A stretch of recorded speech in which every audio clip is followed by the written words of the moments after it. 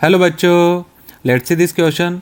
A planet of mass small m moving around the sun in an elliptical orbit of semi major axis a. तो कोई planet है बेटा, इसका मास आपको m दे रखा है और सन के अराउंड इलिप्टिकल पाथ में ये रिवॉल्व हो रहा है. मैं सेमी मेजर एक्सिस आपको a दे रखा है.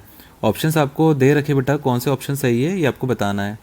तो ऑप्शन है the total mechanical energy of the planet is varying periodically with the time. नहीं, टोटल जो मैकेनिकल एनर्जी होता है वो तो क्या होता है बेटा, कांस्टेंट होता है, वो टाइम के साथ में वेरी नहीं करेगा. तो ऑप्शन है will be wrong. Option B पर आते हैं. The total mechanical energy of the planet is constant and is equal to minus of G m1 m2 divide by 2r. इसी फॉर्म में होता है बेटा. सैटेलाइट का जो टोटल एनर्जी होता है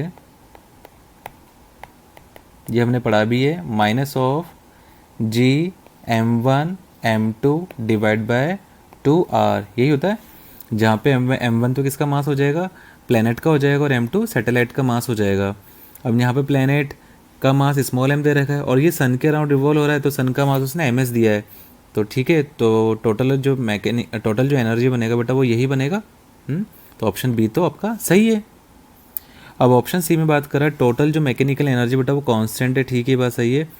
और इसका जो वैल्यू है, ठीक है, लेकिन यहाँ पे देखो डिवाइडेड में से 2 नहीं लगा रखा बेटा, तो टोटल इसका एनर्जी ये नहीं होता है. तो ऑप्शन सी गलत है.